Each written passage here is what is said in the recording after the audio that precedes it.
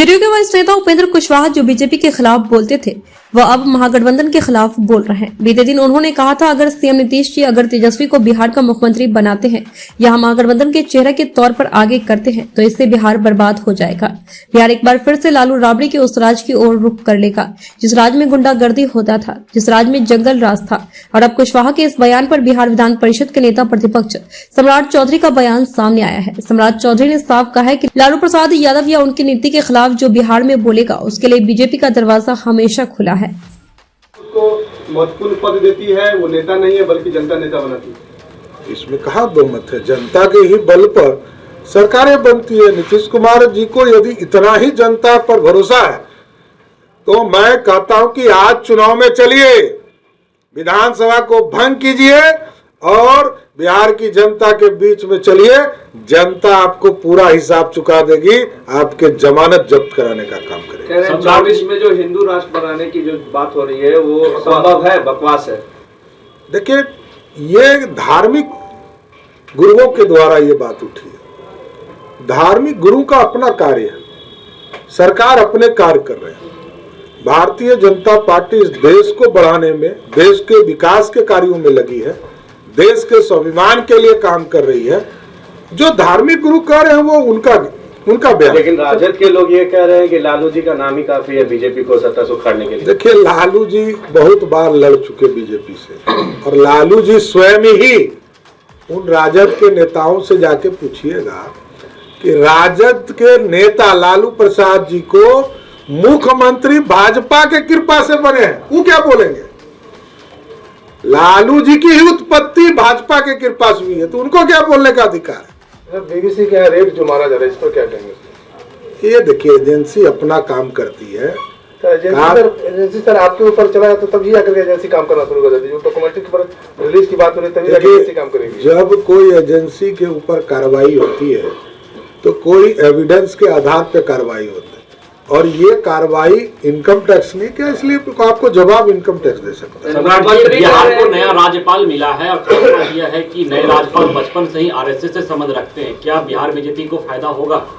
देखिए, भारतीय जनता पार्टी के सदस्य थे, अब वो महामहिम राज्यपाल हैं और महामहिम राज्यपाल के माध्यम से जो उनके दायित्व हैं वो निभाएंगे।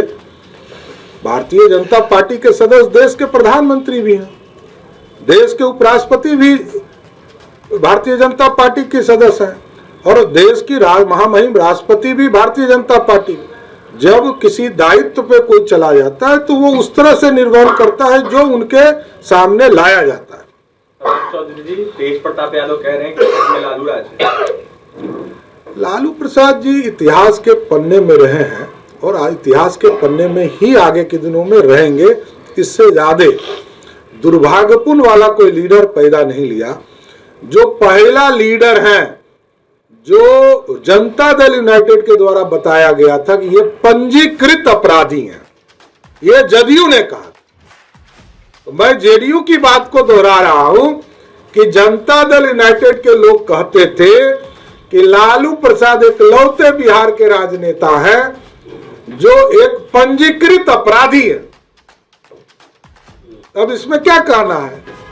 जो पंजीकृत अपराधी स्वयं हो उस पर क्या बयान देना? एक सवाल है, आप बोल रहे हैं वही बात उपेंद्र कुशवाहा भी बोल रहे हैं। उपेंद्र कुशवाहा ने कहा है कि अगर मुख्यमंत्री बन जाएंगे तेजस्वी यादव तो बिहार में लालू राज आ जाएगा, जंगल राज लौट जाएगा। क्या उपेंद्र कुशवाहा बीजेपी के पक्ष में है? देखिए, गुंडा राज स्थापित होता है। मैं बार बार कहता हूं कि राजद का गठबंधन होने के बाद बालू माफिया, शराब माफिया या गुंडे लोग सरकार में आए और जब गुंडे लोग सरकार में आए तब आपराधिक घटना बढ़ गई बिहार में, क्योंकि वो लोग टिकट किसको दिए? देखिए, एक जगह अपराधी को टिकट दिए, दो जगह शराब माफिया को टिकट दिए। तो इसी तो प्रमाण होता है कि जो महागठबंधन के लोग हैं वो अपराधी को, वो गुंडों को, वो शराब माफिया को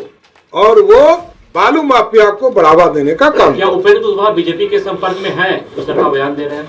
देखिए, भारतीय जनता पार्टी ने स्पष्ट तौर पर कहा है कि 1990 से लेकर 2005 तक जो लालू प्रसाद जी के खिलाफ बिहार में आंदोलन करते रहे और लालू प्रसाद जी के राज में जिन पर ऊपर बर्बरता बरती गई, उन लोगों के लिए दरवाजा खुले रहेंगे।